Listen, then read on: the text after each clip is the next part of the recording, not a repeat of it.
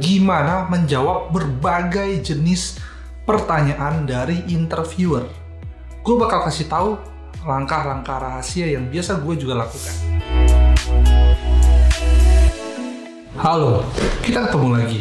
Tapi hari ini gue bakal kasih kalian informasi yang sangat penting. Gue yakin kalian bakal butuh info ini. Ini sebenarnya sudah gue bahas di TikTok gue. Ini judulnya adalah gimana menjawab berbagai jenis pertanyaan dari interviewer. Gue bakal kasih tahu langkah-langkah rahasia yang biasa gue juga lakukan. Jadi di video ini gue bakal bikin akan lebih jelas buat kalian cerna. Jadi pertanyaannya seperti apa dan how cara menjawab pertanyaan tersebut.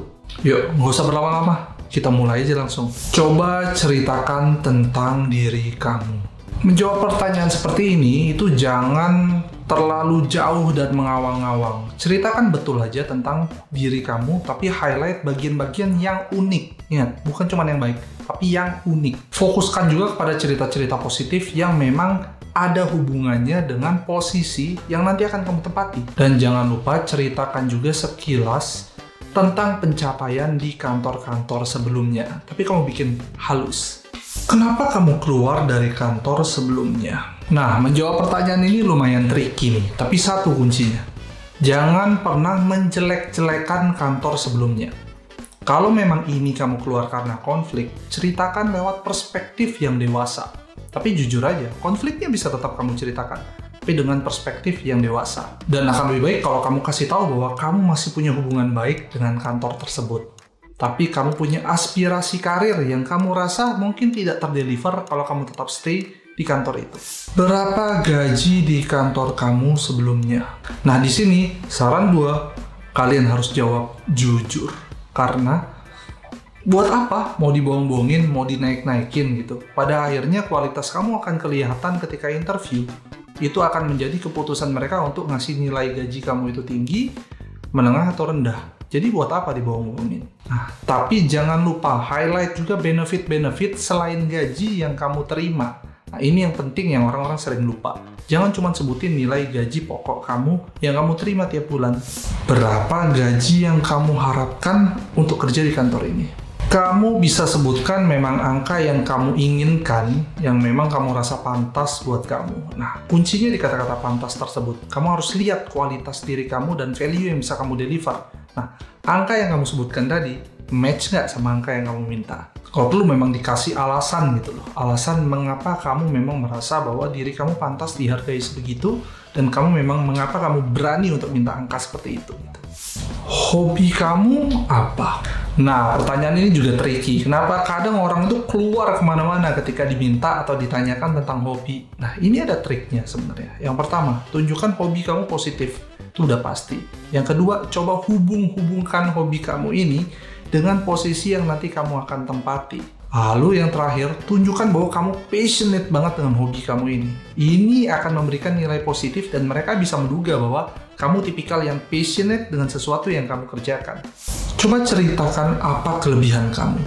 Nah, ini juga tricky banget nih. Nah, tapi ada kata-kata andalan nih. Setiap menjawab pertanyaan ini, awali dengan kata-kata, ini pendapat saya ya Pak. Jadi tidak seperti klaim dari orang-orang gitu. Jadi ketika kalian mengatakan kata-kata ini pendapat saya, ya orang itu jelas bahwa ekspektasi mereka bahwa kelebihan ini berdasarkan pendapat atau penilaian pribadi. Yang kedua, cari memang kelebihan yang memang masuk akal untuk diceritakan, tidak terdengar lebay, dan terlihat berhubungan dengan posisi yang nanti akan kalian tuju. Akan oke banget memang kalau poin tersebut memang memberikan value edit ke perusahaan. Coba jawab jujur, apa kekurangan kamu? Nah, ini juga hati-hati menjawabnya. Jadi memang kalian harus jujur. Tapi ingat, jangan gara-gara sangat jujur ini justru menghancurkan kesempatan kalian untuk masuk. Jadi lebih ke kalian jujur mengatakannya, tapi kalian kemas untuk memang ini terlihat tidak berbahaya. Tidak perlu dipoles-poles kekurangan ini menjadi sesuatu yang quote-unquote munak ya. Jadi kayak sebenarnya itu hal yang bagus, tapi dipoles seperti kekurangan. Misalnya, saya terlalu banyak bekerja keras. Halah, itu bullshit. Jadi tunjukkan aja memang kekurangan, misalnya saya ini orang yang tidak rapi, saya ini orang yang pelupa, saya ini orang yang sometimes emosional. Nah, tapi kalian bumbui juga untuk kalian memang sedang berusaha mengurangi kekurangan ini. Jadi mereka akan lihat bahwa oh, ada usaha untuk mengurangi kekurangan tersebut. Kamu lebih suka bekerja sama dengan orang-orang dalam tim atau bekerja sendiri? Nah, untuk pertanyaan ini, gue menyarankan kalian juga untuk jujur. Karena beda orang, beda tipe cara kerja.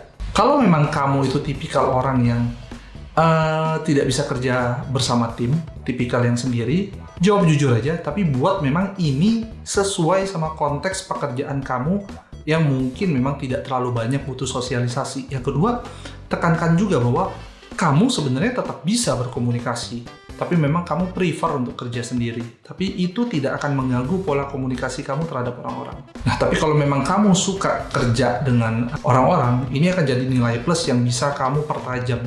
Misalnya kamu bilang memang kamu komunikatif, kamu juga orang yang quote-unquote memang sangat bisa bekerja sama dengan banyak tipikal orang, ini akan jadi nilai plus. Jadi highlight aja. Bisakah Anda bekerja di bawah tekanan? Ya, of course. Jawabannya ya saran saya kamu harus jawab bisa. Tapi jangan cuma bisa doang. Ini akan bagus banget kalau misalnya kamu jawab bahwa bisa, tapi kamu akan mencoba untuk mencari solusi dari problem tersebut sehingga itu menjadi sebuah tekanan sebelumnya gitu. Jadi misalnya bekerja di bawah tekanan.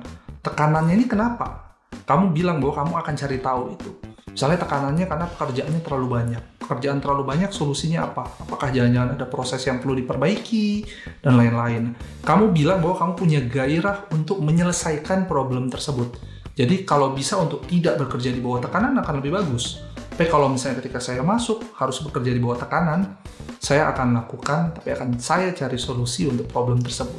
Wah, itu bakal keren banget kalau jawabannya gitu. Apabila ada konflik di tim kamu, gimana cara kamu menanganinya?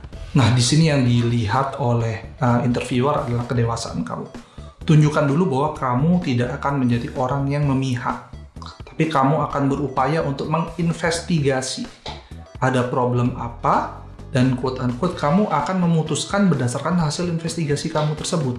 Jadi bukan berarti kamu akan membela tim kamu, misalnya kamu jawab, wah saya akan membela mati-matian tim saya. Itu bukan jadi jawaban yang bagus loh. Karena di dunia kerja, membela membabi buta itu tidak selalu oke di beberapa kondisi. Apakah kamu bersedia kerja lembur? Hati-hati, ini juga mungkin pertanyaan jebakan. Kalau ditanya mengenai apakah kamu bersedia, saran saya kalian jawab, ya apabila memang itu diperlukan, tentunya saya akan cukup fleksibel. Tapi saya akan mencoba cari cara efektif untuk kalau tidak harus lembur, ya ngapain lembur gitu. Jadi harusnya di zaman sekarang orang-orang sudah mulai melihat bahwa lembur itu bukan 100% sesuatu yang baik atau menunjukkan kita punya kontribusi besar. Justru orang-orang yang smart itu menghindari keadaan bahwa mereka harus lembur. Nah, jawaban tersebut harus kamu deliver ke HR tersebut. Tapi ingat, kamu fleksibel apabila berada di kondisi tersebut atau disuruh bos memang harus lembur, tapi kamu akan mencari cara efektif untuk ya kalau bisa tidak harus lembur. Coba jelaskan rencana kamu 5 tahun ke depan. Nah, menjawab ini jangan sampai kamu bilang bahwa kamu tidak tahu. Memang better kamu prepare jawaban ini. Kalaupun salah, nggak masalah. Lagian nggak ada yang salah ketika kita bilang itu adalah rencana pribadi kita 5 tahun ke depan. Yang paling oke adalah kalian masukkan perusahaan ini ke dalam list 5 tahun objektif 5 tahun ke depan itu.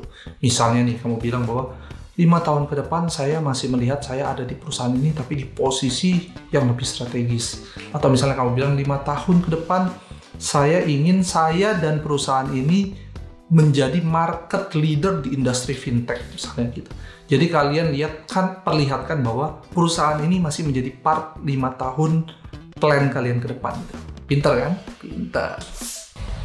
Apabila kita berjodoh, kapan kamu bisa masuk kerja ke kantor kami? Nah, gue tau banget kalian bakal happy banget di momen ini ketika mendapatkan pertanyaan kayak begitu. Tapi ingat, kuncinya jangan terlihat terlalu happy dulu.